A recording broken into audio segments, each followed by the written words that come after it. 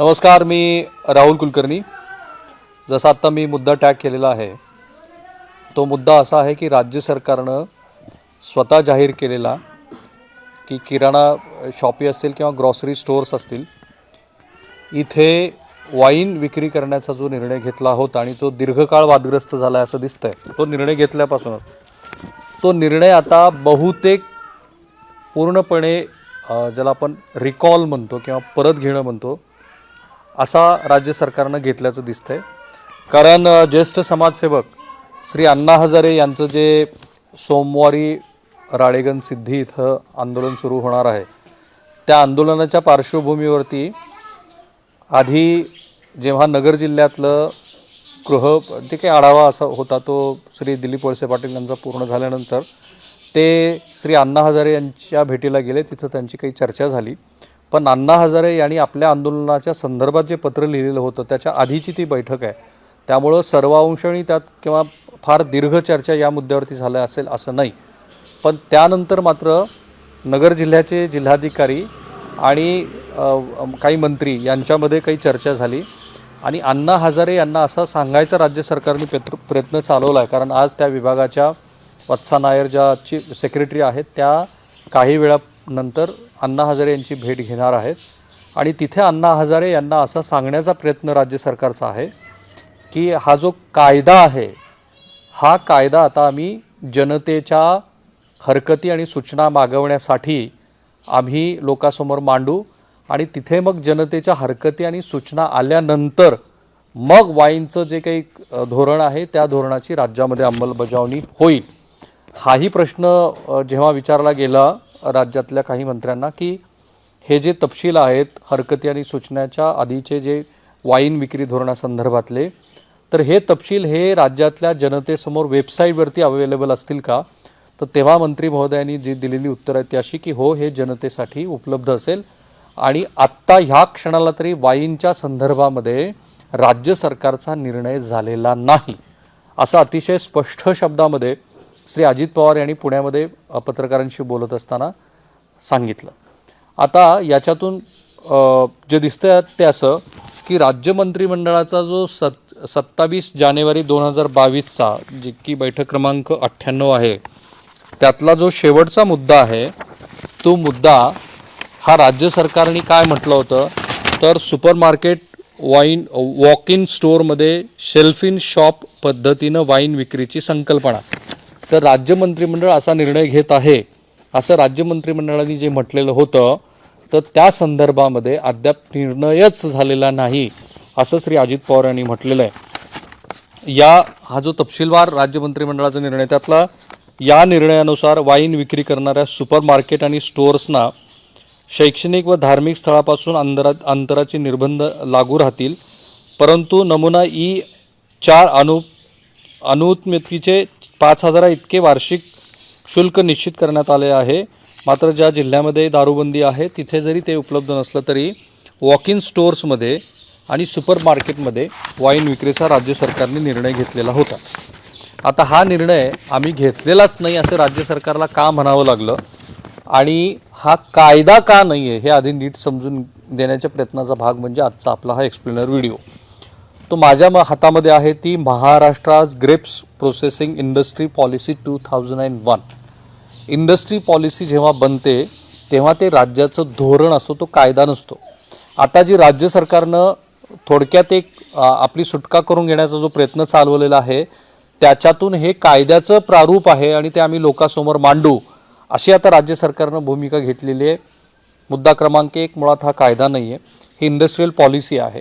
मुद्दा क्रमांक 2 तो राज्य मंत्रिमंडळानं ऑलरेडी मंजूर केलेला आहे आणि तिथे अण्णा हजारे आणि या आक्षेप घेणाऱ्या मंडळीचा हा आक्षेप असू शकतो की जी इंडस्ट्रियल पॉलिसी 2001 आधीच आहे त्याच्यामध्ये जी तुम्ही अमेंडमेंट केलेली आहे ती अमेंडमेंट आता लागूच झालेली आहे महाराष्ट्रामध्ये. कारण इंडस्ट्रियल पॉलिसीतला हा एक बदल आहे आणि तो बदल वादग्रस्त ठरल्यानंतर आता तुम्ही ही भूमिका घेत आहात.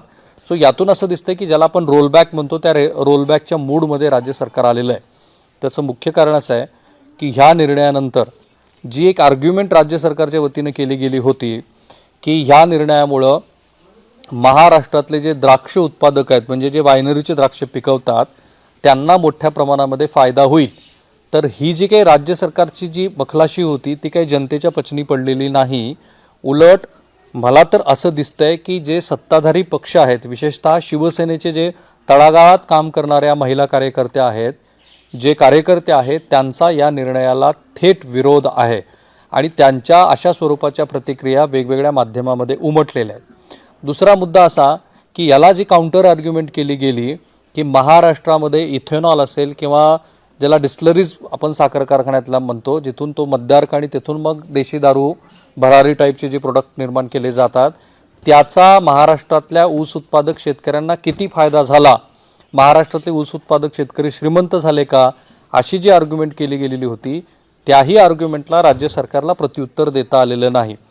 महाराष्ट्राचं मध्यराष्ट्र करायचं आहे का, ही देवेंद्र फडणवीस यांच्याही आधी श्री अभय बंग यांनी जी एक मांडणी केलेली होती त्याही मांडणीला महाराष्ट्र सरकारला उत्तर देता आलेलं नाही.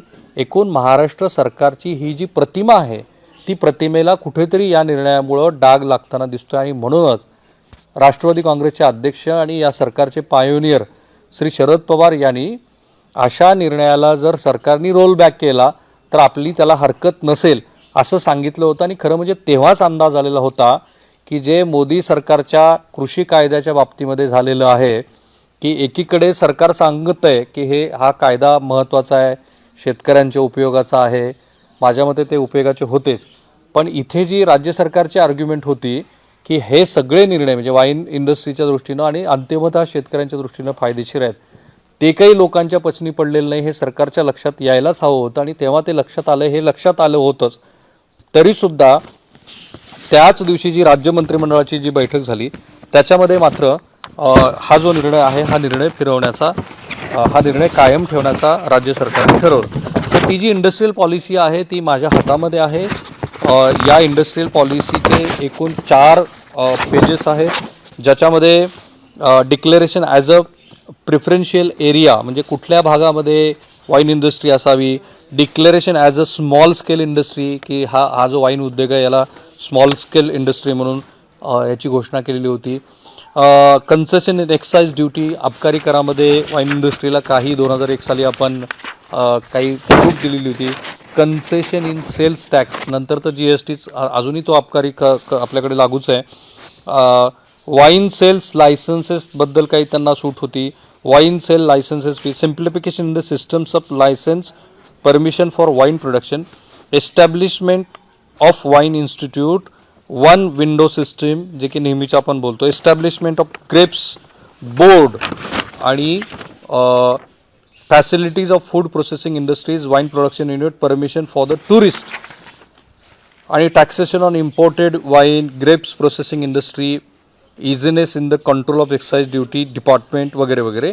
तर ह्या मूळच्या इंडस्ट्रियल पॉलिसीमध्ये जिथे बियर शॉपी आणि वाईन शॉपी आहे किंवा जिथे हॉटेल इंडस्ट्रीला जिथे ही परमिशन दिलेली होती त्याच ठिकाणी या पद्धतीच्या विक्री व्यवहाराला मान्यता होती.